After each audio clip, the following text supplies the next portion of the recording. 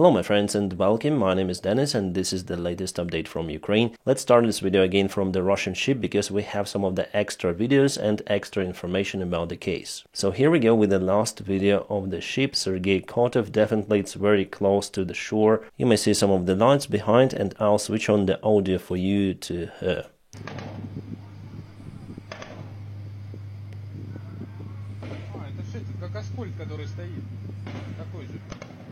Сейчас он накопите нахуй, я понес, ёбаный. У нас ой ты нахуй. Ебашит нахуй, ёбаный. The cameraman with his friends are staying in commercial ship nearby, very close to the Russian Navy ship, and let's see what happens next. Охуеть. As you can see and hear, there is the defense fire from the ship. Чё-то прям близко от нас. Фигач. Вон дрон. Или лодка, блядь. Дрон. Вон второй дрон. And here we have the Magura 5 drone that Ukrainian army sent to attack the ship. There were few of them filmed on the camera. Yeah, the quality is not that good, but the fire from the vessel intensified and the video stops over here, unfortunately. Hopefully we're gonna see the full version of it soon. I'm quite surprised about the weak defense of the ship. Not all of the machine guns were used. And you know guys, we have more interesting videos about the case, but before I'm gonna tell you what source do I use to obtain the reliable information about what is happening around Ukraine. The first time I heard about the case is from the ground news. Every morning I check this platform. It is a news aggregator which gives me all of the important stuff that happened during the night I slept. We have already proofs that Ukraine sank down the Russian warship and all of the related articles from all of the media sources according to this topic. Totally 139 articles, quite a lot. You may subscribe for this awesome platform using my personal link in the video description just below. It's ground.news/Dennis. And there you'll have all the features available on this platform. The ground news helps me to analyze the topic before clicking on it. It has the bias distribution function relative to the media origin source. Also the factuality report. Immediately you can choose the sources with high factuality. As you can see, Russia Today and RIA Novosti, both of those are Russian media sources, are in a low factuality basket. You may also find the same stuff over here, just near to the news origin. And what is very important for me in my job is to check the ownership of the news media. You see that we have not many of the independent media news today. Mostly those are media corporations or sponsored by any sort of the government. For Russia, this icon doesn't exist. Also, you may check the news origin where the news are coming from on this map. The Russian news, for example, TASS, are not speaking about the ship topic. Mainly they concentrate on scenario of potential attack on Russia. According to their military experts, Ukraine will try to attack more of the Russian infrastructure, which is happening already. But Kiev Independent says that Russia attacks Ukraine every day using Shahid types of the drones. Basically, you may click on the news and you'll have the original article. Yes, Ukraine used Magura 5 boats to target the Russian corvette. Just 10 days ago, our biggest volunteers announced the fundraise to buy those boats. It was enough to purchase 35 of Magura 5 boats. The purchase, I mean the funding of the production of those boats, because mostly they are produced in Ukraine, but the parts are made elsewhere, mostly in the Western countries. Those boats are really effective. What I like here that the ground news has a dedicated page to the war in Ukraine. Here you may find all of the recent updates and I'm gonna speak about them later in this video. The ground news really helps me to create my videos. And it is not just about Ukraine. You may find all of the information around the world. Now the ground news has a 30% off from the Vantage plan that I use to analyze all of the information. With this you not just get the news but understand whether you should trust it, based on the factuality rating and the ownership of the media. So please check out my personal link ground.news/Dennis in the video description just below, or I'll put the QR code somewhere on the screen. You may scan it and get to my link. By subscribing for the ground news, you also support my channel and the job of the team of the ground news. It is the independent project and they only rely on our subscriptions. I'm partnering with Ground News for a very long time, so Ground News, thank you for sponsoring this video. Alright guys, let's return to the Russian ships and kind of exclusive video we have here. It is filmed on a GoPro from one of the sailors of the Russian Navy ship. This one is not Sergei Kotov, but Cesar Kunikov, which was downed or sank down on 14th of February. As you can see, mostly soldiers are using their machine guns to target the drones, here unsuccessfully. Sadly, but we do not have the audio for this video. It was published by the Russian side with no audio. And here you see absolutely huge fire. This time they used the machine gun, which is stationary, located on the vessel. Really that massive fire, and it didn't help. The drone hit the ship.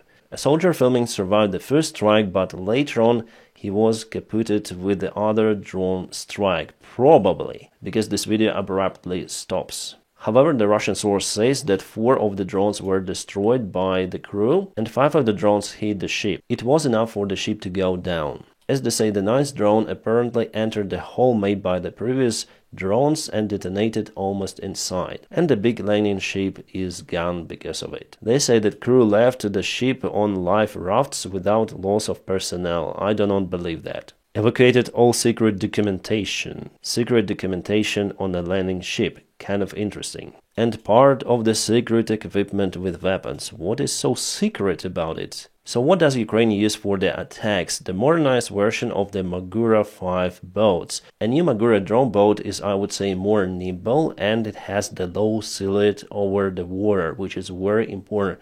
It is much lower compared to the previous modification. And basically the secret of communication is uncovered. So here we have a Starlink antenna, kind of the standard one, plus the key meta communication antenna, which previously was confused with the Starlink. So just now Ukraine started to use the Starlink on Magura boats. There was the attempt to use the Starlinks on the first modification of the drone boats, but that attempt failed because of the Elon Musk. But now Pentagon supplies the Starlink service for Ukrainian army, which makes it more reliable to use by our soldiers for special military operations. That's what I call a real special military operation. And about Kemeta communication system, it's already been used for a while. It's the satellite system. It may provide communication and quite reliable internet. They have those kind of the antennas which are installed on our drone boats. I think that the idea is to work together with satellites and cellular systems, providing more or less a reliable communication. The antenna is more bigger than the Starlink, 2 times I think bigger at least, but still it's better to have some of the reliability with double connection like Starlink, Kemeta.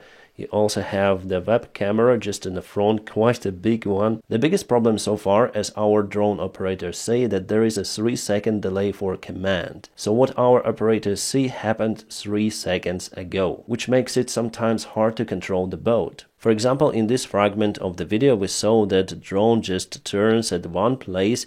It's not because our operators decided to turn it, but because there is a delay in the signal and our operator just lost the Russian ship from the view. That's why he's making circles, but finally he found it. It is interesting how first our guys tried to hide the Starlink antenna, but later on showed it at the same video, which was put there really fast based on those poor wiring. Probably it's been used now for the tests only. Well, hopefully it will work fine. Also, our soldiers say that there will be extra weaponry for those kind of the drone boats to have the capability to target the Russian ships from the distance and later on come and hit it with the drone boats. I think that it is mostly done against the Russian crew which fires towards the drone boats, and definitely sometimes they are effective. Also, I would put some of the armor plates just in the front against the AK-74 using kind of the light material like Kevlar. Maybe it has already been done. Also, it is a first drone boat that was designed using the funds from the United 24 Foundation. There was a big fundraise, so we were able to accumulate enough funds to purchase 35 of those boats. It's better to say to purchase the equipment to build them in Ukraine. Now let's go to the front lines update. So near to Marinka, Ukraine got some of the success. So it was yesterday and it is today. The enemy was pushed back from this side. Again, yesterday, today. The white color here is really overexposed, so I have to change for this map.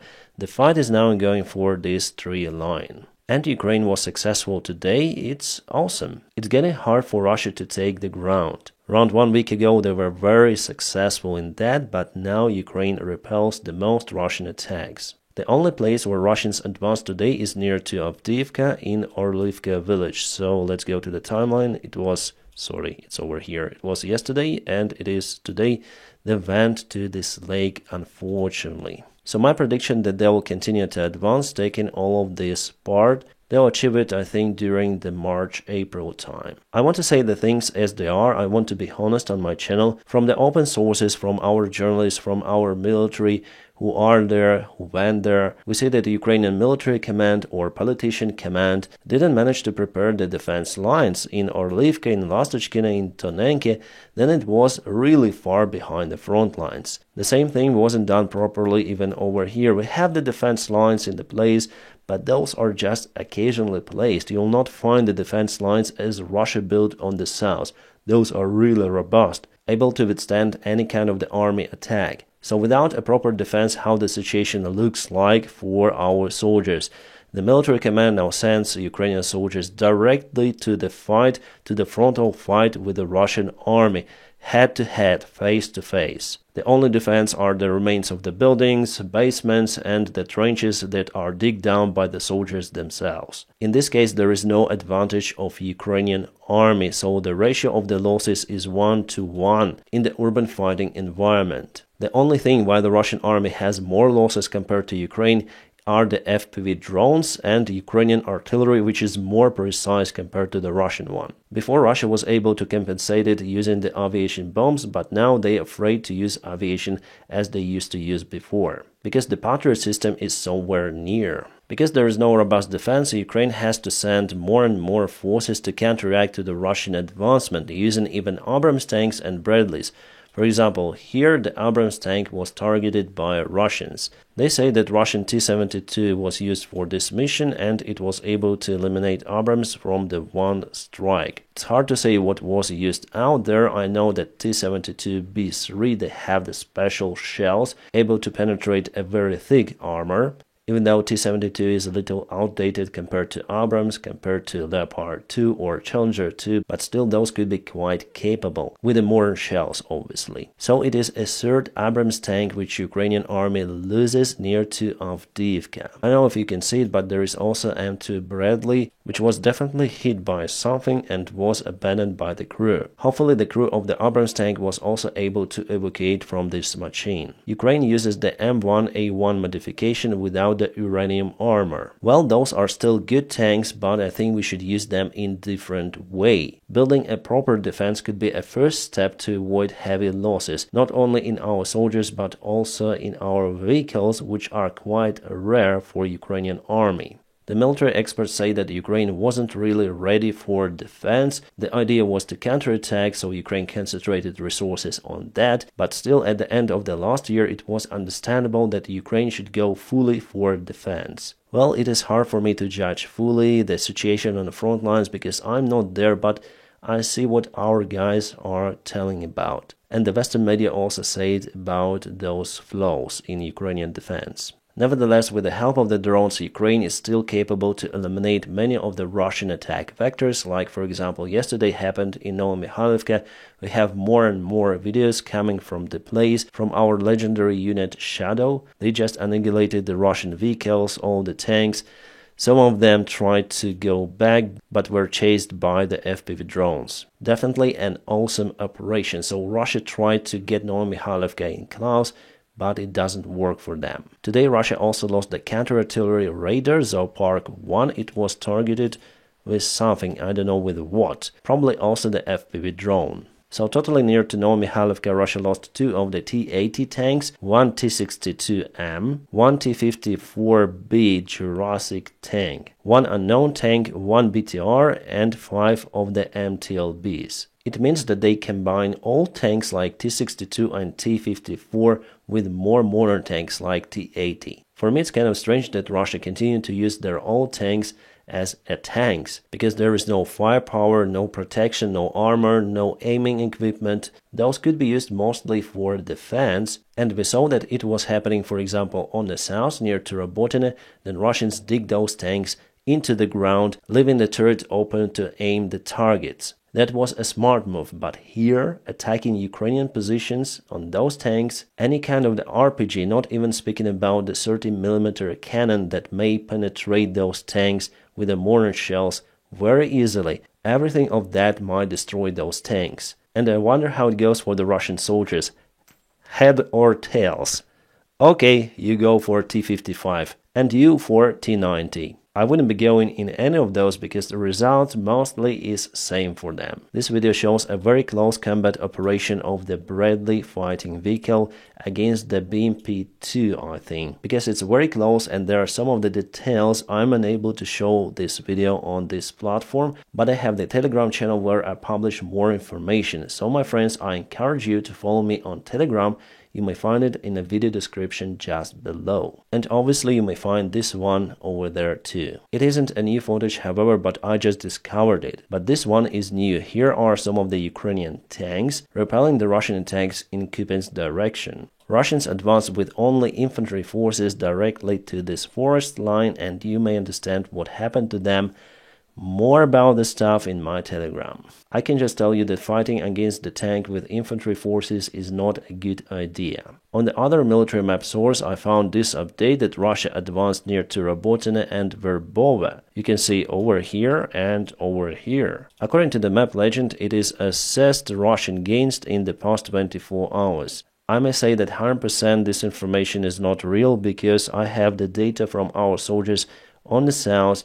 They say that today was a really calm day for everyone. Our guys didn't even use artillery systems. They say that it is really unusual and probably Russians are getting ready for something, preparing for a new attack, maybe gathering their forces, but there is no active fight today. So again, what is this? For the last 24 hours, nothing like that happened in this place. The deep state military map shows the gray zone update in the place. Well, a couple of days ago there was a fight, maybe they just updated today, because those sources obtain the information with delay. Sometimes delay may take several of the days, and sometimes we get the information really fast, like it was for example with Avdiivka. This video was filmed by Russians. They say that it is the Chinese volunteer.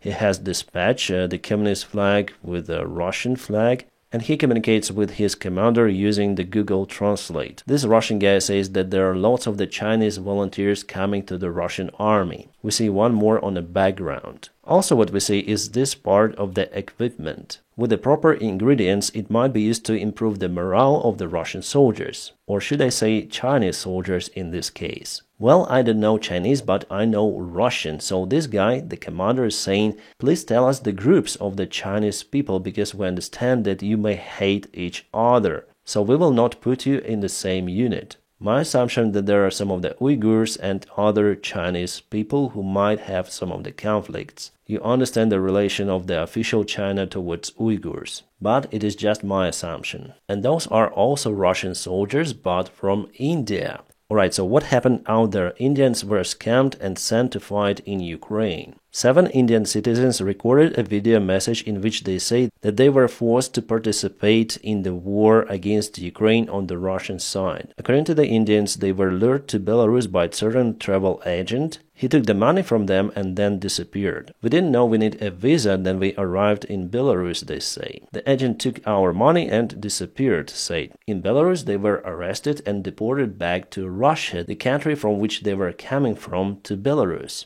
In Russia, they were forced to sign the unknown documents, after which they were sent to military training and went to the front. Do you believe in this fairy tale? Well, it could be true, but there's just a tiny little chance for it. Well, if it is true, I wouldn't be surprised about the Russian militia behavior. Well, if it is true, I wouldn't be surprised about the Russian police behavior. But I have already watched many of those kind of the videos filmed by Nepalese and others. What usually happens that they go to fight in Ukraine to earn the money, but reality hit them hard. And they understand that they might lose their lives out there. And after all, they start to record those kind of the videos that we didn't know what to sign, it's their fault, we didn't know anything, please save us from the Russian army. I remember how the Chinese guy recorded the same video, then he said, oh, I'm gonna go to Ukraine to fight for whatever, and later on, guys, I'm sick, I don't know what to do, I want to leave this war, no, I want to cancel my contract, please tell Chinese authorities. Here is basically the same. Especially the part of the story when they say that they didn't know that they need visa to enter Belarus. What can I say? The second army of the world looks like that. But again, it's better not to underestimate our enemy. If you look at the modern Russian soldier, they have good equipment. Much better than they had before. So look at this protection, helmet, communication. the anti-tank systems, and many more. So there is no difference now between the Ukrainian soldier and the Russian if we speak about the equipment. Our soldiers even say that Russian uniform gets better, even better than Ukrainian one. They have some of the Kevlar inserts in the pants, which saves legs from the shrapnel. And soldiers who wear the standard Russian uniform are not taking the part in the assault operations. Well, there are also those kind of the soldiers on the front lines, but usually they fight for the self-proclaimed republics of DPR and LPR, which, as Russia says, the part of the Russian Federation according to their so-called constitution. So maybe those Indian soldiers were just unlucky to go to this unit? Bulgaria starts to decommission 122mm self-propelled hot visors, Gvazdika and Berdem-2. Berdem-2 is the infantry vehicle. Hopefully that everything of that will be sent to Ukraine, especially those units. We also have the awesome news about the artillery shells for Ukrainian army. It seems like the Czech deal is working. There are many of the participants from the European Union, including France, Germany, Greece, Netherlands, so all of those countries will purchase the artillery shells from some secret place to Ukraine. Meanwhile, Russia sends everything possible, depleting their storage facilities, so it was before and it is today. It was the storage of the Russian artillery systems in Omsk. All of the systems were taken from the place. Let me show you this short video filmed by the Russian soldier.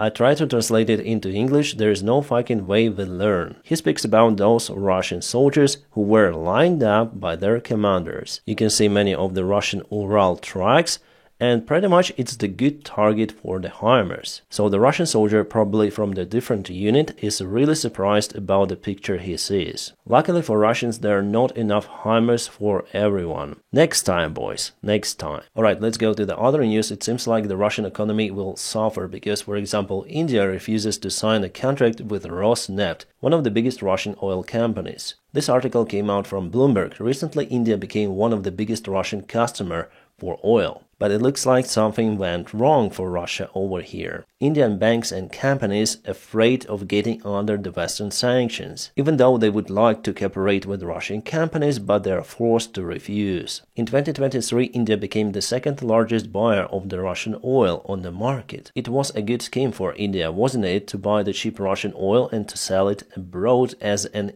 Indian oil. But the United States did everything to destroy this market for Russia, and it looks like they were successful with that. But still there is a black oil market, where Russia pumps their oil to the different oil tankers which belong to the third countries, and they sell the Russian oil as their own. Pretty much the similar scheme as with India. Well, hopefully it will be also cut for Russia. More awesome news are coming from the United Kingdom. Great Britain is ready to transfer the frozen Russian assets to Ukraine. The British officials say that it will be a guarantee that Russia will then pay reparations for Ukraine. So basically UK gives the loan to Ukraine using the frozen Russian assets, and then Russia should return this loan, also through Ukraine via reparations. The countries of the European Union also agreed to transfer some of the funds from the frozen Russian assets, but only the percentage that those funds made per year. I heard the figure of 5 billion euros per year, which is quite good for Ukrainian economy. The United States of America are also interested in transferring all of the funds to Ukraine that are currently being frozen in the United States banks. Meanwhile, Russia is freezing even during the springtime. The biggest power plant in Tuva just exploded this morning. This facility is total kaput, and there is no any warmth or electricity in Tuva any longer. It was the biggest power plant in a city. I guess that definitely someone smoked at the wrong place. It's not a joke. It wasn't a drone filmed on a camera. The video is, by the way, available on my Telegram channel. You'll see it if you subscribe for me over there. Sweden will be officially taken in NATO on 11th of March. My friends from Sweden, congratulations for you. I think that it is a good step to protect your country at first, and also you will reinforce the alliance itself because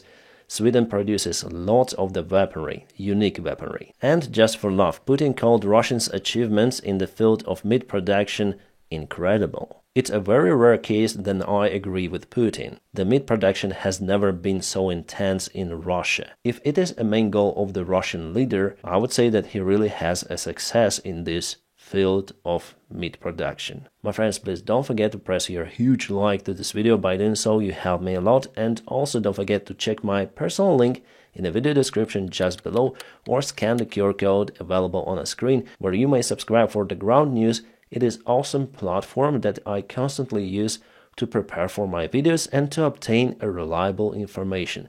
My friends, I wish you all a peaceful sky wherever you are, and have a great time.